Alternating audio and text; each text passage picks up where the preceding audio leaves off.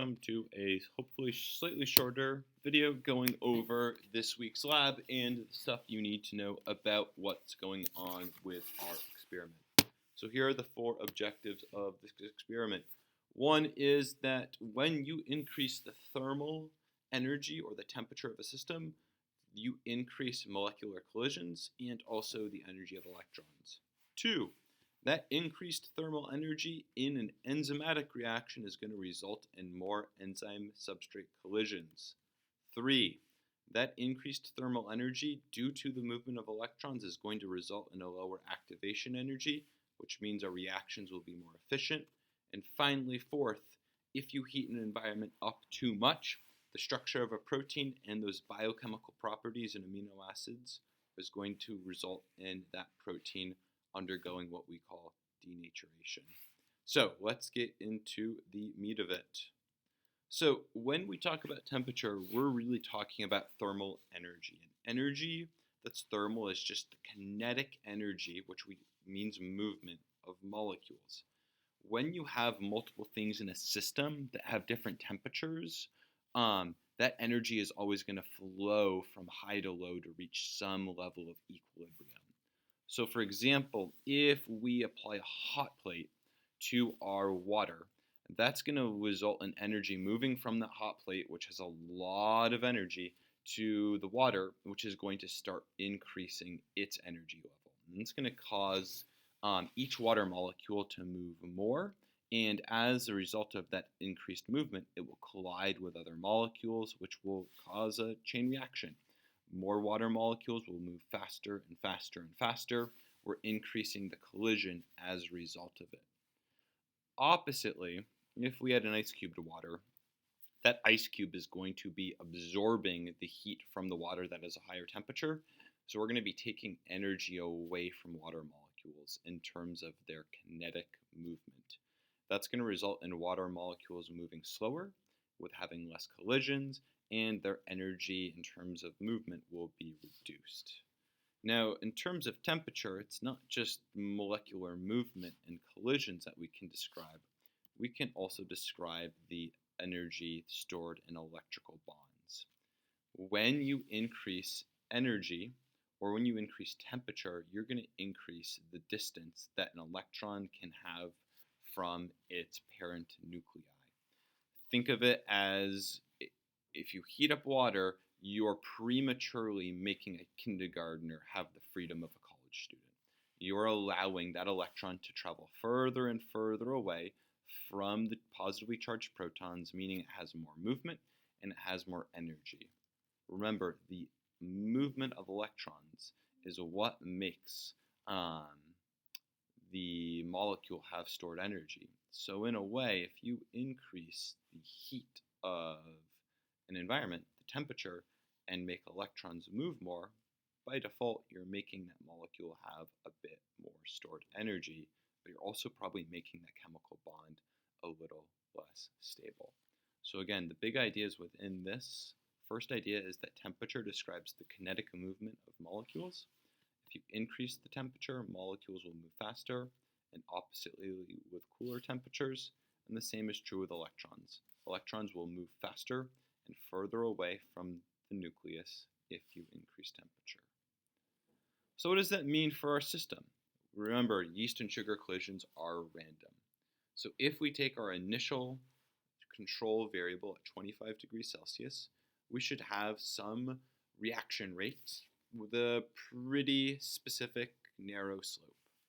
But if I warm up the solution and yeast, enzymes, and sugars collide faster and more often, we should have an increased slope. Alternatively, if I decrease the temperature by putting ice in it, my rate of reaction should decrease because molecules will be moving slower, and as a result, collisions will be happening less frequently. So again, the temperature of a reaction is going to be really important in determining how quickly an enzyme can find a sugar substrate to break it apart and form CO2. So these slopes are sort of describing the rate of reaction for CO2. But it's not just the rate of reaction that changes with changes in temperature, it's also the activation energy. Remember, the activation energy is that initial energy that we need to invest in a system to break apart chemical bonds. It's buying the lemons to make lemonade. We're going to be making a profit, but we first have to buy the lemons. When we increase the thermal energy in a system, electron movement increases within those stored bonds, meaning that chemical bonds are going to be stretched thin. They're going to be slightly weaker because those electrons already have more freedom. Remember, we're really talking about what is that energy needed to make, for example, CH3 be broken apart from a bromide ion and join an HO molecule. What is the energy needed to break apart current relationships to reform chemical bonds to release energy? What we see is when we make these electrons in these bonds have more movement and have more energy, our activation energy is going to be significantly reduced, meaning not only does our reaction rate speed up because collisions are happening faster, but we're going to be releasing more energy as a profit because it requires less and less energy for those enzymes to break apart bonds. The catalytic site and the binding site of those enzymes are going to be able to break apart those bonds easier and easier because those electrons are already in a state of chaos, of independence, of movement. So we can get those electrons to break quicker. But enzymes have a weakness, and the weakness is this. Enzymes are proteins, which means they're made up of amino acids. The amine group has positively charged hydrogens, the carboxyl group has negatively charged oxygens, and the R group might be positive, negative, hydrophilic, hydrophobic. When we make a protein, all of those amino acids come together to make an alpha helix, which is a symmetrical looping coil with 4 amino acids per coil, where negatively and positively charged atoms are going to interact to form this coil. And then when that protein becomes a tertiary protein, things like hydrophobic interactions, positive and negative interactions, and so forth are going to cause our protein to have a really specific shape and structure. So in the presence of really high heat, again, electrons become more active, become more independent, become more mobile.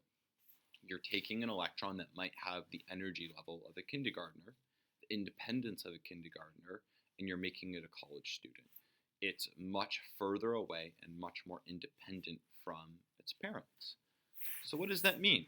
Well, if we're looking at hydrogens in our amine group, these are normally positively charged because they are sharing an electron with nitrogen, but if these electrons have more movement, suddenly these H's become nonpolar because the electrons are no longer right next to nitrogen.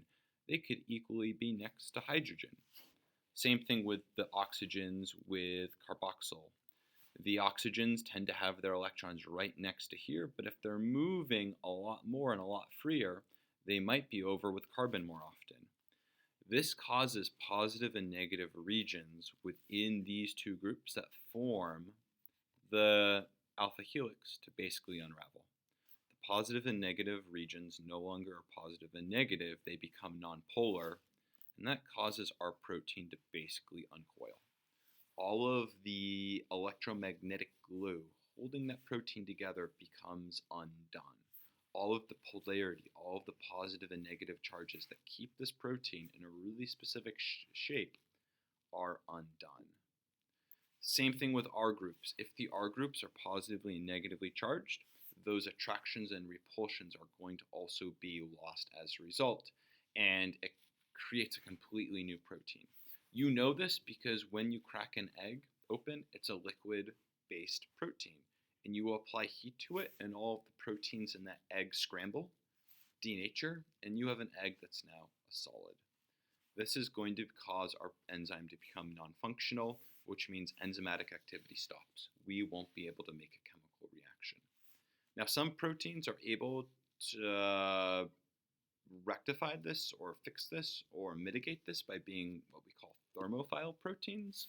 Specifically, they increase the amount of hydrophobic regions, which are not charged to begin with. Again, they're nonpolar, and they also increase the number of cysteine disulfide bridges. Remember when you had to fold your proteins over? These two R group interactions can help proteins be more stable in warmer temperatures, but again, these protein structures can't be modified by cells at will. It's more like cells with these proteins will do better in high heat. So going back all the way to Unit 1, it's likely that pikas who die of heat exhaustion at 72 degrees Fahrenheit probably have a lot of mesophilic proteins, proteins that like room temperature environments. They can't handle the stress of the heat, meaning their proteins start to denature at 75 degrees. I hope this video has been informative and instructive. Again, enzymes denature in heat. Energy reactions become more efficient in heat. Collisions increase in heat. And the amount of collisions are a function of temperature and kinetic energy. We'll have a quiz on this again first thing when we go over this material. Good luck. Take short notes. Don't use a lot of writing. Draw things out.